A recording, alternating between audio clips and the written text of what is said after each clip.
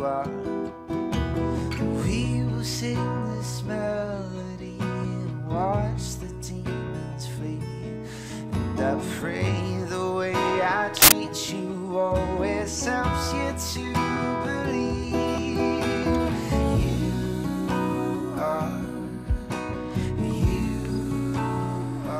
Hello and welcome to the Goldberry Artisans podcast.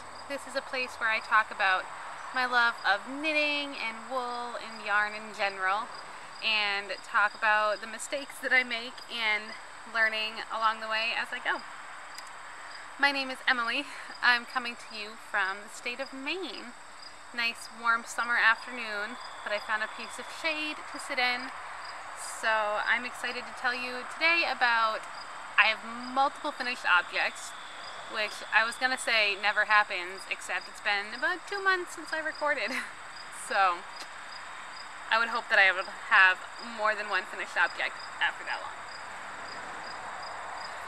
So welcome to anyone who's here, whether you're new to my YouTube channel or you've been around forever. Thank you for taking the time to watch. So yeah, today I have a couple finished objects to talk about, some works in progress, and a couple of the books I've been reading. Lots of sweaters, socks, and books today. First up, I will talk about, since I already have it on my lap, my cardigan. This pattern is, oh boy. Hold on, I need to look it up. I am blanking on the name. I am so prepared for this. Can't you tell? School just started a week and a half ago, 2 weeks ago, something like that. Which is kind of just hit me like a ton of bricks. Alright. I've got the information up on my phone now. So this cardigan, I'm calling it my Beautifier cardigan. It's the Ballou pattern by Melissa Schaschwary. I don't think I'm saying that correctly. If you haven't heard me talk about it before, I kind of come up with like a different name for a lot of my projects if something stands out to me. And I was just struck, I read the quote recently from Little Women that says, "Love is a great beautifier." I just love that quote. I love Little Women in general. But what really makes this project special to me is the yarn. I raved about it last time when I was talking about it, but this is yarn from On the Round. It is her signature sock base. The colorway is Always a Bridesmaid, which is just absolutely gorgeous. So this pattern took, I knit the size medium, and it took just about 2 skeins of yarn. I had like 15 grams left over maybe after this. So I've already worn it multiple times. I wore it all day yesterday. It's really nice because it's short sleeved, so I can wear it before I can wear all of my long sleeved sweaters. And it's nice and light and open. It matches a lot of things because it's got all the different colored speckles on it. Pinks and peach and blue and navy and purple and yellow. So many beautiful speckled colors in here. So what I did, I don't remember how much of this I talked about last time, but I alternated skeins for the body. The body is all knit in one piece, and it has raglan shaping. So you start at the bottom. It's been a while since I finished it, so I can't quite remember. But you start at the bottom, knit back and forth, and then wow, I don't even remember how to knit the sweater. But basically, I alternated skeins up until I get to the sleeves. And then I went, and I did the edging first. Around the button band, there's no buttons, but that's what I'll call it. because I wanted to make sure that I'd have enough yarn for that, because I was fine with having the sleeves a little bit shorter, but I did not want to run out of yarn for the button band. So I alternated skeins on the button band, and then I went back and I knit the sleeves, and I just used one skein for one sleeve and the other skein for the other sleeve, so that I can just kind of basically knit till I was just about out of yarn. So yeah, that is all I can think of to say. I was a little nervous because I didn't gauge swatch for this. I still haven't measured my gauge. I should. I blocked it last week. Should measure it to see what it was. Because in the pattern photos, it was a more fitted cardigan, which is not what I really wanted. I didn't want it to be super small. Oh, I was trying to remember. I knew I had made some changes. Well, I thought I had made some changes, but then I couldn't remember now. In the original pattern, the bottom of the sweater, the hem of the sweater, and the hem on the sleeves were done in ribbing, and the button band, I believe, was still garter stitch. Yes. But I loved the look of the garter stitch button band in the pattern photos, so I just went ahead and did garter around all the hems, cuffs, whatever they're called. I have used a lot of words this week in classes, and my words are just kind of gone right now. Sorry. But yeah, this is one of the first times, I think, I've done a raglan sleeve.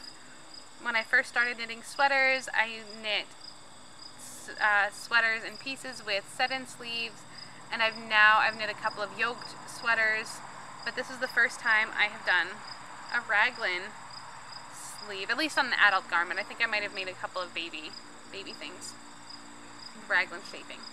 Yeah, I really like it. I think the yarn looks really good around the sleeve. Well, the yarn would look good no matter what. Okay, I'll stop talking about the sweater now. I love it. I have another finished sweater to talk about. I was almost done with this one last time, but this pattern is my Secret Garden sweater. The pattern is Alyeska by Caitlin Hunter of Boyland Knitworks, and it's done. I've worn it. I think it was cool enough to wear it once, but then it got hot again. But I am so excited to have this cardigan. I love it so much. Oh, I forgot to say something in the beginning that I was going to. In case you missed me saying this on Instagram a little while ago, I am going to Rhinebeck. I will forget about it, and then I'll remember that I'm going, and I get so excited all over again. So let me know if any of you are going to be there. I would love to meet some more of you. But I thought of that because I'm not I just decided that I was going to go recently, end of last month, and I don't have the time to dedicate to make a Rhinebeck sweater, to start a new sweater once I decided I was going to go. But this is totally going to be one of the sweaters I bring to Rhinebeck. I'm planning on being there both Saturday and Sunday, so I'll get to wear at least 2 sweaters. So yes, it's my Secret Garden sweater. The yarns, I have the list of yarns down here that I used to help me, in case you were wondering. So I used, this is Sweet Sparrow yarns in her Nuthatch base in the Pajama Day colorway. This is 6 and 7 fiber in her Arrow colorway. Down here, it's the Sweet Sparrow yarns is the whiter color, and this darker color is from Once Upon a Corgi in her Nose Stuck in a Book colorway, and then the brown is from Fiberarium. It didn't have a colorway. And I talked last time about my sleeves. I ran out of this brown yarn after, I had to shorten the ribbing down here because I was running out of yarn. So the pattern calls for this color work to be continued on the sleeve, and this is supposed to be on the bottom of the sleeve. But I ran out of the brown yarn, so I just did this color work. This is the only color work on the sleeve, and then I just continued the Once Upon a Corgi yarn all the way down. And I like how it looks. And I mean, when I'm wearing it, like, I don't just stand with my arms at my sides the whole time I'm standing somewhere and walking around. So I think it looks fine. I like it. Well, correction. I love it. Caitlin Hunter's patterns, I raved about them last time. I won't get into it all again, but I love them. Yes. Oh, and 6 and 7 fiber.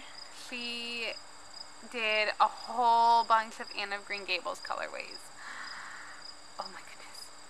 They're amazing. I want all of them. Oh, I had this struggle. I wish I could buy all the yarn, but I don't have the money to buy all the yarn. I did use some of my money I'm saving for Rhinebeck to buy her Anne of Green Gables mini skein set. So excited. I love the yarn. Anyway, I talked about this a lot last time, so you can go watch my previous episode if you want to hear more about this. Yeah, I love this sweater, and I can't wait for the weather to cool down enough so that I can actually wear it. That'd be great. Summer just does not want to let go this year. I believe, if I can find it, I have one more finished object. And these are both actually blocked. It's a miracle that I blocked 2 sweaters in a month. It takes me forever. But these are not blocked. Or have the ends woven in. But these, I'm calling these my Goldberry leaf socks. The pattern is Silver Birch Socks by Bex of Naturally Knit Designs. And the yarn is from Tuscan Knits. It is her Bracken base in the Goldberry colorway.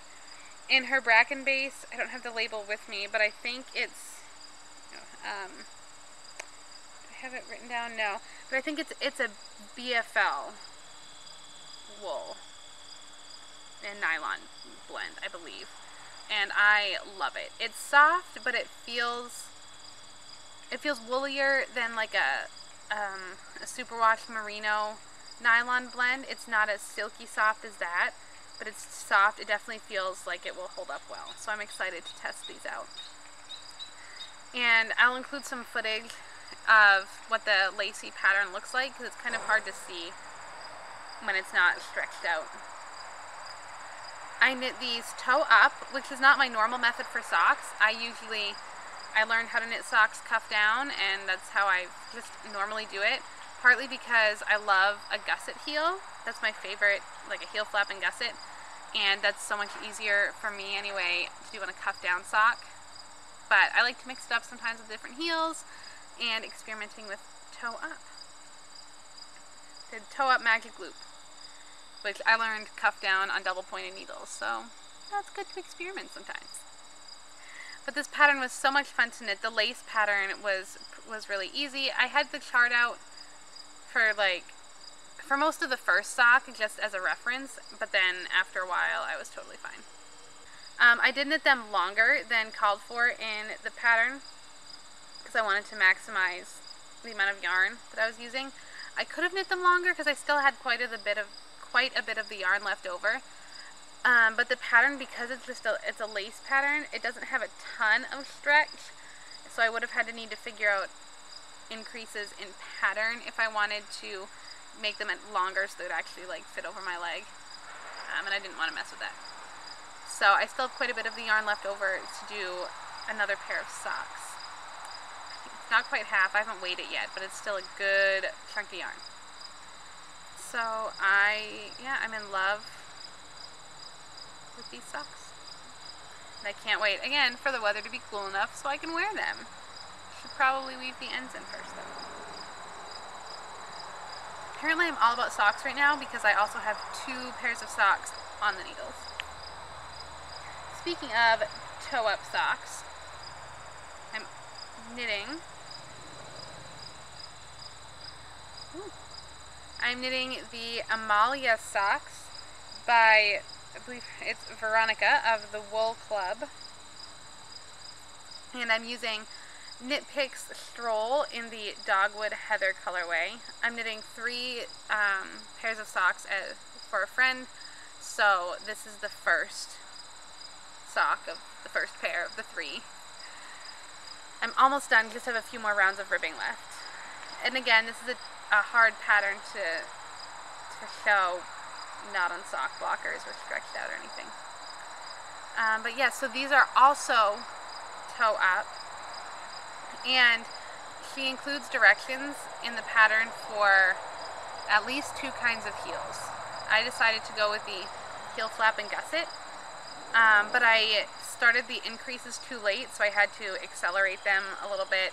There were some spots where I had to do like 2 rounds of increases in a row, and because usually if you're doing gusset increases or decreases, you only do the increase or decrease every other round. But I had to do them in a row on a few places. And then, I don't know, it might have just been me, or it might have been something in the pattern, that I ended up like halfway through the heel flap, like it was really uneven. Like I had way more stitches that still needed to be worked on one needle than on the other.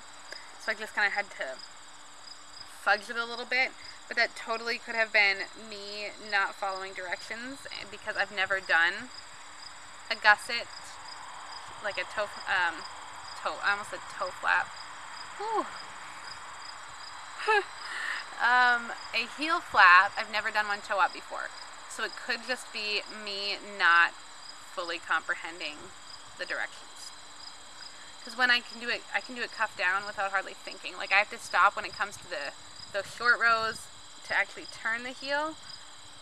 I'll stop and count and make sure, figure out how many stitches I need to work, but besides that I can do it without even thinking. So it was different to knit these, this toe up.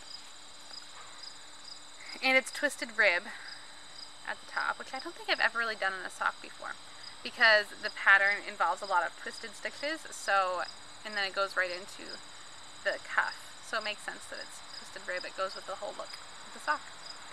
So yeah, I'm having a lot of fun working on these. It's nice because they're like almost vanilla socks, but not quite.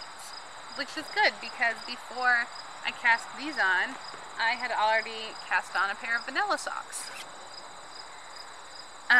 When I had originally cast these on, I was planning to do like a ribbed pattern, like maybe a 4x2 rib on the body. But I was knitting them at a friend's house, and we were gonna watch a movie, and that was when I got to the part to the body or to the leg of the sock when we started the movie, and it was dark, and she had offered to turn a light on, but it was fine. I just was like, you know what, whatever. I'll just knit them plain. I didn't want to risk messing up a ribbed pattern. So, oh, that's way more obvious on camera than I thought it would be. I'm knitting these magic loops, so what I'm talking about is the nice jog down the side. Hopefully after I wear them a little, that'll go away. But it's like it's there because I was pulling tight, not because it's too loose, because I pulled tightly over the gap between the needles. I don't have a pattern page up for this or anything. I'm not following a pattern. I cast on 64 stitches, I think. Yeah, that would make sense. No. Yes, because I was going to do a 6x2 rib pattern. So I cast on 64 stitches, because a 6x2 is a pattern of 8. So I cast on 64 stitches. These are cuff down. So at 64 stitches I did, I don't remember, 18 rounds of ribbing, something random like that. And then just kind of knit on the leg until I got to an obvious place where the yarn changes colors to do the heel flap and then turn. I think actually turned out pretty well. Since it was self-striping yarn, that can kind of mess up the pattern a little bit. And then just like a standard toe with 4 decreases every other round till I get down to like 16 stitches or something like that. And then Kitchenered them together. I do not know what this yarn is. I know it's an opal sock yarn. It was given to me without a label. I just know that it's opal. And I'm partway through the second heel flap. I bought these Haya Sharps size 1.5, US 1.5. I'm not sure what that is in millimeters. But I bought this circular needle a little while ago, and I've been using this for a lot of my sock knitting. I used it the first time I knit socks 2 at a time, a few pairs of socks ago. And then ever since then I've just kind of kept these in a project bag with some sock yarn at all times.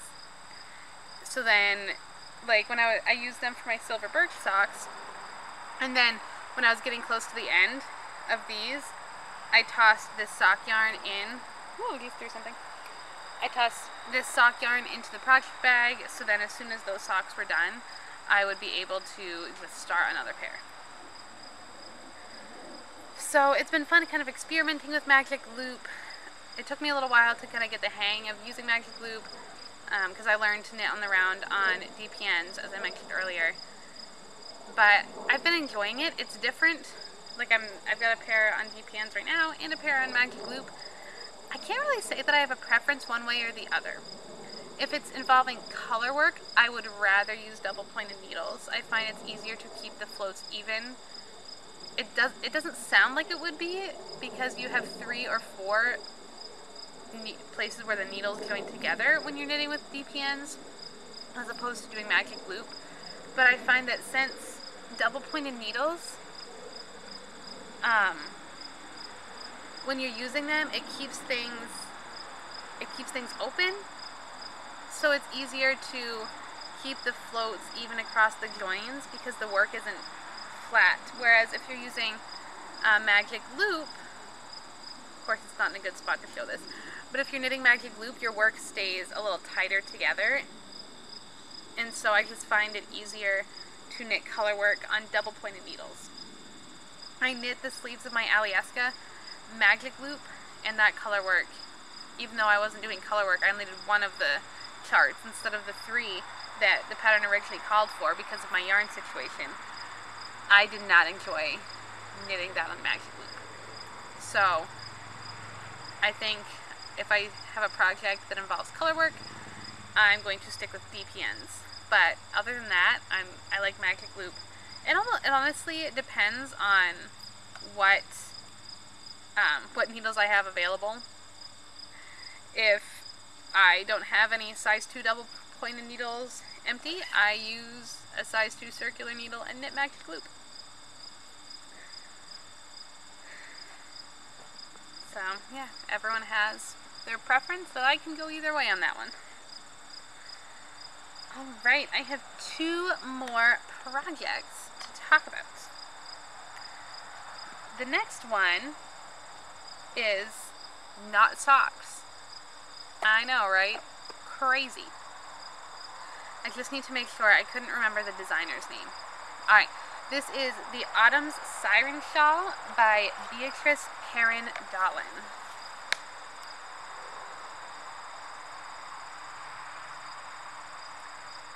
The shawl, I'm using Green Mountain Spinnery.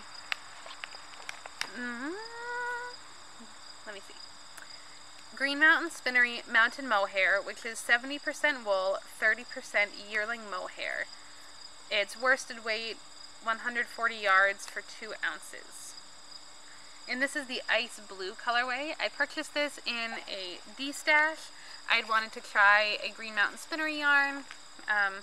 So I got 4 skeins of this ice blue color. And I also have 1 skein of this darker blue color, which is called Winter Green, which I may end up using. We will see. The pattern is from Making Magazine number 4, the Lines issue, but I believe this, you might be able to get this one individually in Ravelry already. I'm not sure, because this is an issue from last year. But I'm trying to find the picture to show you. You knit kind of like you knit a scarf, and then you pick up stitches and knit the shawl piece. and it has 2 size options, like a smaller one and a larger one. I am knitting the smaller size. That's the size shown in the sample photos, because that's what I had yarn for. It calls for 600 yards of yarn, and I think I have like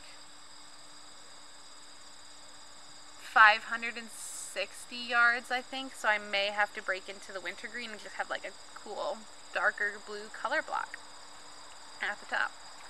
But this has been a really nice relaxing knit because it's really simple, but it still has some interest. I talked about that last time too, because with all the cables, and the cables are reversible, because generally when you do cables, it's got a right side and a wrong side because the cables are worked in stockinette stitch. But for this shawl, they are worked in ribbing. This whole piece is in ribbing. And so because of that, the cables look exactly the same on both sides, which is fun. I am 1, 2, 3, 4, 5, 6, 7, 8, 9, 10, 11. I've completed 12 repeats. I need to do 4 more for this section before I pick up stitches for the body of the shawl. But it's just been a lot of fun to work on. I think I'm already on my 3rd skein though, which is why I'm thinking I may need to break out the other one. Yeah, it's really easy. Just I have a progress keeper here to make it easy for me to track how many rows I've knit, so that I can know when to do the next cable row. Like, I can count from the cables, but I find if I have a progress keeper on here, I do the same thing with like increases on a sleeve. It helps me to just visually, if I look at it and I know, okay, on every 7th row I need to make a cable, then if I look at it and it's only like here, then I know. I don't even have to count. I know it's not enough yet. And now, looking at it now, I can tell that I think it will be a cable row upcoming, because after a few repeats, you get used to seeing how far away the progress keeper is from the needle, so it's really easy to just visually see how long it is until I need to do the next decrease, increase, cable, whatever it is. I don't necessarily use progress keepers to keep track of like how much I knit in a day or a week or since the last time I podcasted. Some people use them that way. I just forget about it. I've tried and it didn't really work. Forgot about it. Forgot to move it. But I like to use them for this to just help me keep track of repeat rounds. So that's just been a nice relaxing knit. It's getting a little big now. For a while this was kind of my bring it in my backpack to school, bring it out somewhere, to knit in the car knitting. But it's getting a little bit bigger for that now. But it is still a nice relaxing knit. And it's appropriate that I'm knitting a project from the Making magazine, because I am storing this project in my tote bag from Making. I think they still have these available online, I'm not sure. Although every time I look at this, I get this crazy idea that I should like embroider in this pattern, and then I remind myself it takes me like a year to finish a little embroidery project that's not on a bag. It would take me forever. I don't know. Just one of those crazy ideas. My last project is, guess what? A sweater! I told you, I'm all about the sweaters and socks. This sweater is one that's been in my queue for quite some time. A name hasn't come to me yet for this one. But the pattern is Watershed by Bristol Ivy. Not very far into it. This is I'm using the lace weight pattern. I'm using Knit Picks Shadow in the Vineyard Heather colorway. I bought this yarn in one of their big summer sales a few years ago. And the pattern is kind of like a 90s inspired pattern. It has cables all over the body. It's knit in the round all over the body. Cables with dropped sleeves, which I thought was interesting. I've never knit a sweater with sleeves like this. So I thought that it would be fun to experiment. It is a lace weight sweater, but using size 7, US 7, 4.5 millimeters needles, because it's intentionally a loose, drapey, open fabric. Like if I hold it up, like you can see through it. So it's intentionally going to be a looser garment. I haven't made tons of progress on this because the cable rounds do take a long time, since this is the entire body of the sweater. It's every like 4 or 5 rounds. I don't even know what it is. I haven't worked on this in a couple weeks. So the cable rounds take a while, which for the shawl, it's either 1 or 2 cables every row that is a cabling row. So that's really easy. I can still work on that while I'm reading, but this one, not so much, because the cable rounds take a really long time.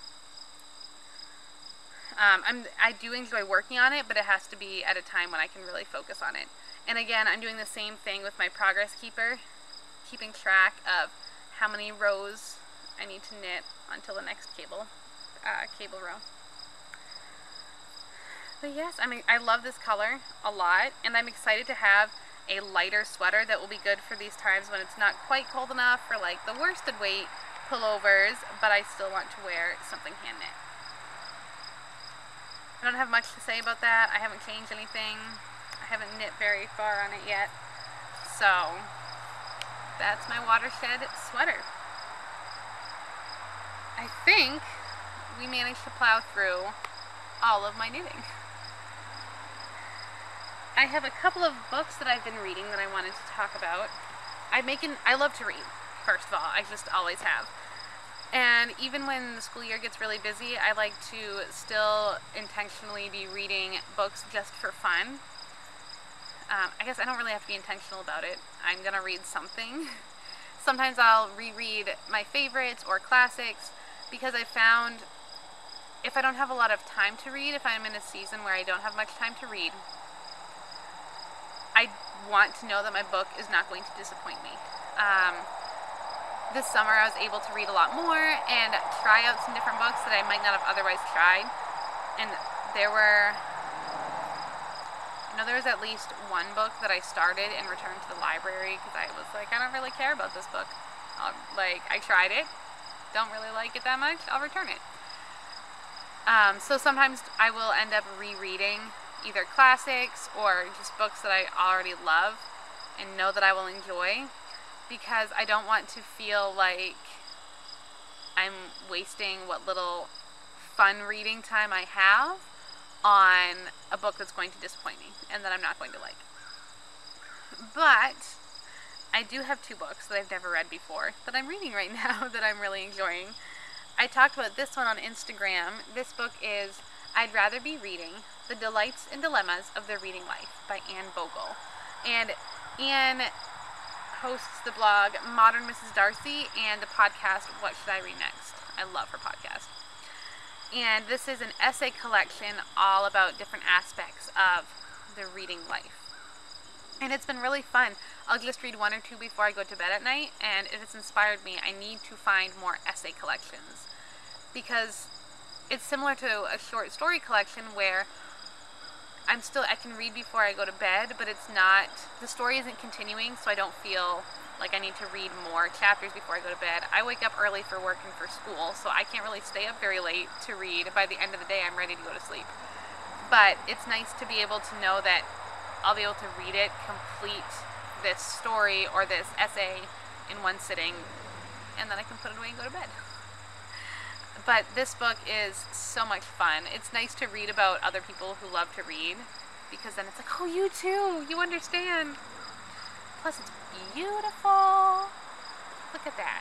It's just, you can't really see it. It's stunning. I love it. And I also have the audiobook because I pre-ordered this, so I got the audiobook version for free. I haven't listened to it yet, but I do have that. I may go back and listen to that later after I finish it. The other book is fiction. I may have mentioned this series before, but I just picked this one up from the library. This is Something Rotten by Jasper Fforde. This is the 4th book in his Thursday Next series. The first one is The Air Affair. I may have vaguely remember talking about that one. Or maybe he's thought about it. But it's just fun. It's like, for book nerds, it's, oh my goodness. It's hard to describe. It's almost like it's set in like a parallel universe type of thing. Like, the books are set in the 1980s, but it's in a different world where, like, they have certain inventions that we don't have, but they don't have things that we do, and they will, like, re-engineer animals, like dodo birds. They brought dodo birds back. But there's this big corporation that owns almost everything, and they keep trying to do these various things. And Thursday, the main character in the series, she works with literary detectives, and so they help solve book crimes, and she can enter into books. She discovers this in the first book. She goes into Jane Eyre to try to catch this villain, and ends up changing the story so that Jane ends up marrying Mr. Rochester instead of going to India with whatever his name is. His last name is St. John. Don't remember his first name. But it's just the idea that that they can go in and change the narrative of books. Like, they can enter books and alter the way that the storyline goes, is just so much fun. And you meet different characters from books. I just love it. It's just so fun. That's like one of the best words I can use to describe it. So yeah, this is the 4th book. If you like to read and you love books, then I highly recommend that you pick up this series.